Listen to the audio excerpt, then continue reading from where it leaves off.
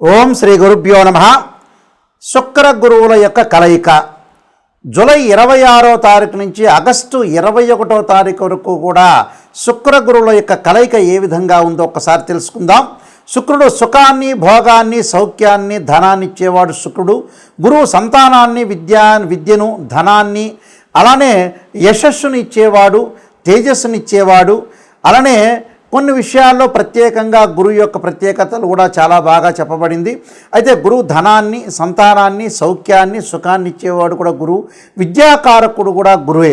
అలాగా శుక్ర గురువుల యొక్క కలయిక ఏ విధంగా ఉండబోతుంది? దాదాపుగా 26 రోజుల పాటు శుక్రుడు యొక్క గురువు యొక్క కంజంక్షన్ కావటం, మిథున రాశిలో కలయిక వల్ల మనకి ఎలాంటి ఫలితాలు ఉంటాయో తెలుసుకుందాం. ముందుగా ముఖ్యంగా శుక్రగ్రహము మృగశిర నక్షత్రం 3వ పాదంలో ప్రవేశంతో మిథున రాశిలో ప్రవేశం జరుగుతుంటుంది. అలానే జూలై 26వ తారీఖున ఉదయం 8:57 శుక్రగ్రహము మిథున రాశిలో సంచారం చేయటం, ఆల్రెడీ ఉన్న గురువు మిథున రాశిలో ఉండటం వల్ల శుక్ర గురువుల యొక్క సంచారం జరుగుతుంది. అది ఎన్ని రోజుల వరకు ఉంటుంది అంటే 26 రోజుల పాటు ఉంటుంది. మరి ఆగస్టు 21వ తారీఖు రాత్రి 1:03 వరకు కూడా శుక్ర గురువుల యొక్క కలయిక ఉంటుంది. ఈ శుక్రగ్రహం కూడా కళత్రకారకుడు వాస్తవంగా అయితే. అంటే వివాహాన్ని చేసేవాడు ఎవరు అంటే శుక్రగ్రహమే. కాబట్టి ఈ గ్రహాల యొక్క అనుకూలత అనేది మనం చూసుకోవాలి. ఎలా ఉంటుంది అంటే ఇవన్నీ కూడా గోచారరీత్యా చెప్పబడే ఫలితాలు అంటారు. This is the transit system అంటారు. అయితే ఈ ట్రాన్సిట్ సిస్టంలో మరి 26 రోజుల పాటు ఏ విధంగా ఉందో మనం తెలుసుకుందాం. శుక్రుడు గోచారరీత్యా 1, 2, 4, 5, 8, 9, 11 స్థానాల్లో సుఫలితాన్ని ఇస్తాడు. అలానే గురువు 2, 5, 7, 9, 11 స్థానాల్లో సుఫలితాన్ని ఇస్తాడు గోచారరీత్యా కూడా. అలానే ఇక్కడ ఏదైనా సరే గ్రహం మిత్రగ్రహాలు, అలానే శత్రుగ్రహాలు అనేవి ఉంటాయి. ఆ గ్రహాలు ఏ విధంగా ఉంటాయో తెలుసుకోవాలి. శుక్రగురువుల యొక్క కంజంక్షన్ వల్ల ఏ విధమైన ఫలితాలు జరుగుతాయో చూసుకోవాలి. ముఖ్యంగా ఇక్కడ శుక్రుడు గురువుకి సముడవుతాడు, గురువు శుక్రుడికి శత్రుత్వం అవుతాడు. అక్కడ ఈ 2 గ్రహాల యొక్క కలయిక ఏ విధంగా ఉంటుంది అంటే ఏ విధమైన ఫలితాలను అనుభవిస్తుంటారనేది మనం తప్పకుండా చూసుకుందాం. ఎలాంటి ఫలితాలు ఉంటాయో, ద్వాదశ రాశుల యొక్క ఫలితాలు ఏ విధంగా ఉన్నాయో ఒకసారి మనం తెలుసుకుందాం. మేషరాశి వాళ్ళకి శుక్ర గురువుల యొక్క కలయిక ఏ విధంగా ఉంటుంది అంటే 26 రోజుల పాటు మిథున రాశిలో సంయోగం చెందటం వల్ల, కంజంక్షన్ కావటం వల్ల, వీనస్ ప్లానెట్ జూపిటర్ యొక్క కంజంక్షన్ వల్ల మరి మేషరాశి వాళ్ళకి ఏ విధంగా ఉందో తెలుసుకుందాం. ఇక్కడ తృతీయ స్థానంలో శుక్రగ్రహం యొక్క సంచారం వల్ల వృత్తి, ఉద్యోగ విషయాల్లో కొంత ఆటంకాలు కలగటం, అలానే వ్యాపారం చేస్తున్న వాళ్ళు కానీ, ఉద్యోగం చేస్తున్న వాళ్ళు కానీ ఫైనాన్షియల్ పరంగా ట్రాన్సాక్షన్ విషయంలో కొంత చాలా జాగ్రత్తగా ఉండాలి. ఇచ్చిపుచ్చుకునే లావాదేవీలు కానీ వాటిల్లో తొందరపడి ఎవరిని నమ్మకూడదు. అలానే వ్యాపార భాగస్వామ్యులు ఎవరైతే ఉంటారో వాళ్ళందరినీ కూడా కొంత ఆలోచన చేసి, అంటే డబ్బులు మనం ఇవ్వాలా అక్కర్లేదా, కొన్ని ఆలోచనలు చేసి చాలా జాగ్రత్తగా ముందుకు వెళ్ళాలి. దాంతోపాటు చికాకులు, ధనపరంగా ఉండే విషయాల్లో అప్రమత్తంగా ఉండాలి. చేయు పనులలో కూడా కొంత వెన్నుపాటుదారులు వచ్చే అవకాశాలు ఎక్కువగా ఉంటాయి. శత్రువృద్ధి, కుటుంబము, ఆరోగ్య సమస్యలతో పాటు ఆర్థికంగా వ్యయం కలిగే అవకాశం ఒకటి ఉంటుంది. విరోధ భావాలు, నమ్మిన వారి వల్ల వీళ్ళు మోసపోయే అవకాశాలు ఎక్కువ ఉంటాయి. ఊహించిన ప్రయాణాలు, వ్యయ ప్రయాసాలు జరిగే అవకాశాలు ఎక్కువ ఉంటాయి. శ్రమకు తగ్గిన ఆదాయం అనేది ఉండదు.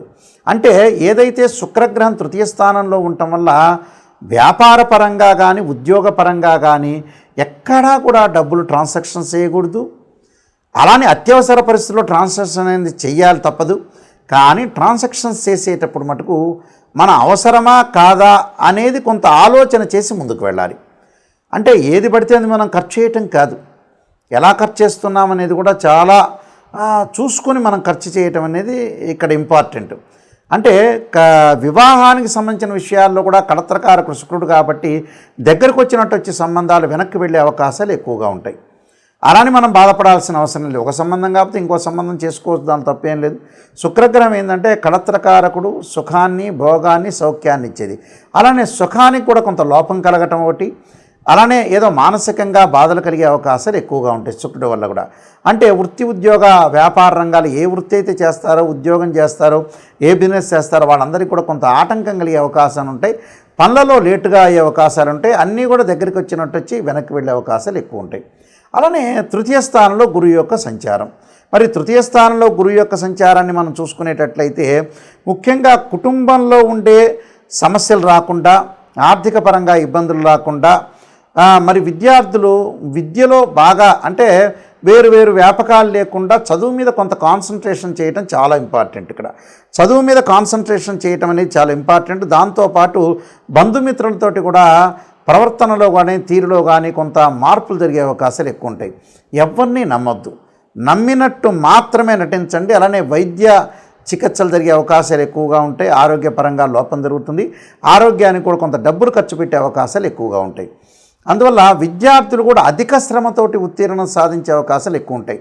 అలానే ఇళ్ళు, అలానే భూములు ఇలాంటివన్నీ కూడా కొనుగోలు చేయలేక ఆటంకాలు కలిగే అవకాశాలు ఎక్కువగా ఉంటాయి. అంటే అలానే మనం నెగిటివ్ అనేది కాదు ఇక్కడ. ఎందుకంటే చాలామంది కూడా ఆలోచన చేస్తుంటారు, అయ్యో నాయకంటి గారు నెగిటివ్ చెబుతున్నారేమని. అంటే నెగిటివ్ చెబుతున్నామంటే దానిలో యొక్క అర్థం ఏంటంటే మీరు ఖచ్చితంగా జాగ్రత్త పడాలి అని అర్థం. మనిషి ఎప్పుడు కూడా పొగడటం కంటే కూడా నిజాన్ని చెప్పటం, నిజాన్ని తెలుసుకోవటం చాలా ఇంపార్టెంట్. ఇక్కడ నిజం తెలుసుకోలేదనుకోండి ఎవరికీ నష్టం ఉండదు, కానీ వాళ్ళకే నష్టం. ఆ విషయాన్ని మటుకు ప్రతిసారి కూడా మీరు గుర్తుపెట్టుకోవాలి. నిజాన్ని తెలుసుకున్నారనుకోండి మీరు దానికి ఎలాంటి కేర్ తీసుకుంటున్నారు, ఎలాంటి విషయాల్లో కొంత మీరు అప్రమత్తంగా ఉంటున్నారనే విషయాన్ని మీకు బాగా తెలుస్తుంటుంది. అందువల్ల గురువు ఇక్కడ శుక్రగ్రహం అనేది గోచారిత్య 26 రోజుల పాటు బాగలేదు కాబట్టి డబ్బుల విషయంలో కానీ, వివాహ విషయంలో కానీ, వివాహ సంబంధం విషయంలో కూడా జాగ్రత్త ఉండాలి. తొందరపడి ఎంబటే వచ్చింది కదా అని సంబంధం చేసుకోవటం కాదు. అలానే భార్యాభర్తల మధ్యలో కూడా ఏదైతే వాళ్ళకి డిస్ప్యూట్స్ ఉన్నాయో అవన్నీ కూడా కొంత తగ్గించుకోవాలి. ఏకాభిప్రాయ సాధన కోసం కొంత కృషి చేయాలి. అలానే ఉద్యోగానికి ప్రయత్నం చేసే వాళ్ళు కూడా కొంత అప్రమత్తంగా ఉండాలి. ఉద్యోగాలు వాళ్ళు అనుకున్న ఉద్యోగం రాదు, కానీ ఏదో ఒక చిన్న ఉద్యోగం వచ్చే అవకాశం ఉంటుంది. దాంతో సంతృప్తి పడి ముందుకెళ్ళటం అనేది చాలా ఇంపార్టెంట్ అక్కడ. అలానే ఖర్చులు బాగా పెరిగే అవకాశాలు ఎక్కువ ఉంటాయి. అంటే ఎక్స్పెండిచర్స్ బాగా పెరుగుతూ ఉంటాయి. ఆ ఎక్స్పెండిచర్స్తో పాటు కొంత అధికారుల యొక్క ఒత్తిడి కూడా బాగా ఎక్కువ ఉంటుంది. ఉద్యోగస్తులు ఎవరైతే ఉంటారో వాళ్ళకి అధికారుల యొక్క ఒత్తిడి. అలానే వ్యాపార రంగం చేసే వాళ్ళకి భాగస్వామ్య వ్యాపారంతో కూడా చిన్న చిన్న గొడవలు వచ్చే అవకాశాలు ఎక్కువ ఉంటాయి. అలానే ఎలక్ట్రానిక్ రంగం వాళ్ళు కానీ, రియల్ ఎస్టేట్ వాళ్ళు కానీ, కన్స్ట్రక్షన్ వాళ్ళు కానీ వాళ్ళందరికీ కూడా కొద్దిగా అప్రమత్తంగా ఉండాలి.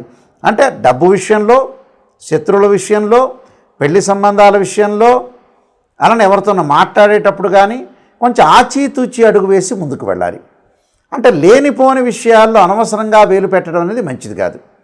అంటే కాలం బాగలేదనుకోండి, కాలమే పామై కాటేస్తుందని అంటారు. మన కాలం బాగలేదనుకోండి, మనకి ఈ నెల ఈ 26 రోజుల పాటు బాగలేకపోతే మనం ఏం చేయాలి? కొంత కేర్గా ఉండాలి.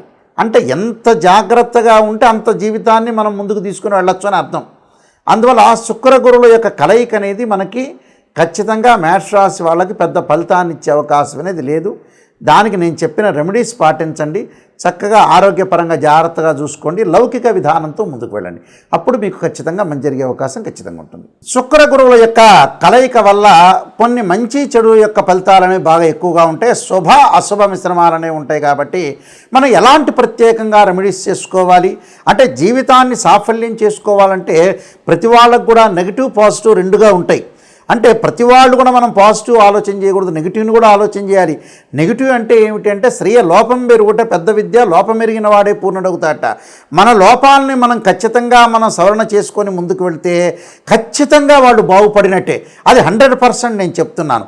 ఎందుకంటే ఎక్కడైతే మన లోపం ఉంటుంది, ఉదాహరణకు ఓ రోడ్డు మీద వెళ్తున్నాం, ఆ రోడ్డు మీద వెళ్ళేటువంటి ముళ్ళు ఉంటాయి.